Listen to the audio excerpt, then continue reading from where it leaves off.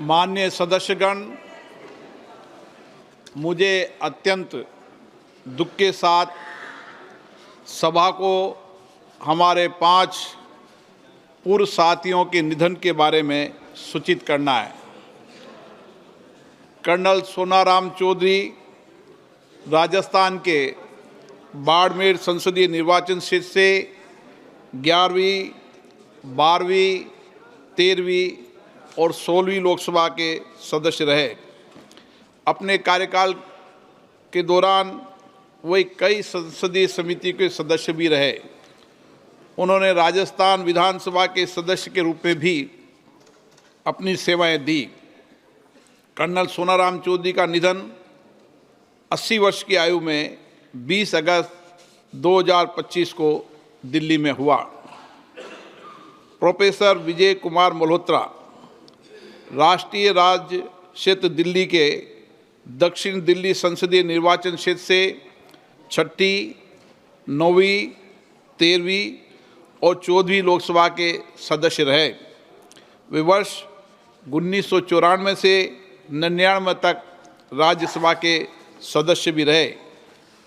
Professor Malhotra ने लोक लेखा समिति, सरकारी उपकरण संबंधी समिति, परिवहन और पर्यटन संबंधी समिति, सरकारी आश्वासन संबंधी समिति के सभापति के रूप में अपनी सेवाएं दी।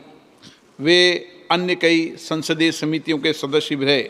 वे 2008 से 2013 तक दिल्ली विधानसभा में नेता प्रतिपक्ष भी थे।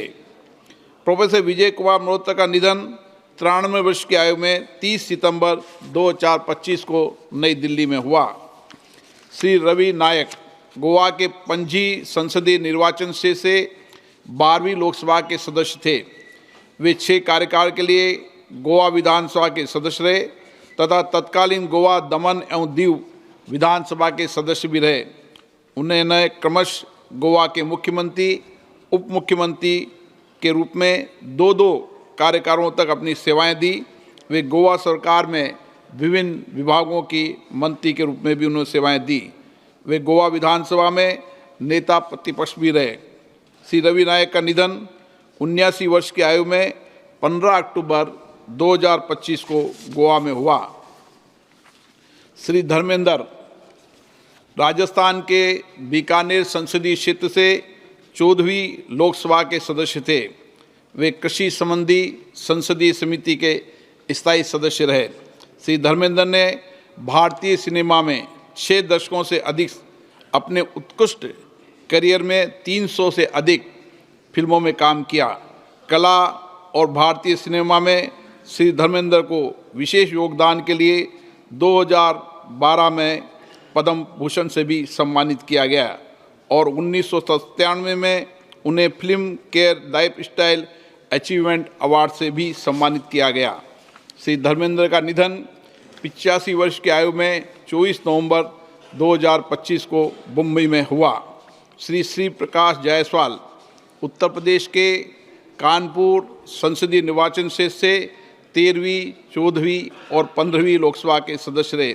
श्री जायसवाल ने केंद्रीय कोयला मंत्री, सांख्यिकी मंत्री के स्वतंत्र प्रभाव तथा गृह राज्य मंत्री के रूप में भी अपनी सेवाएं दी। उन्होंने विभिन्न संसदीय समितियों के सदस्य के रूप में भी अपनी सेवाएं दी।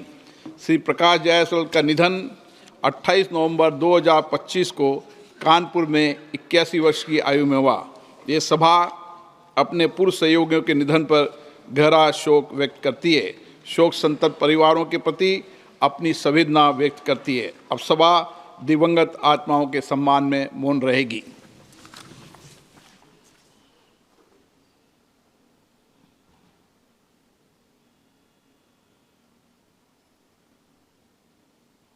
ओम शांति।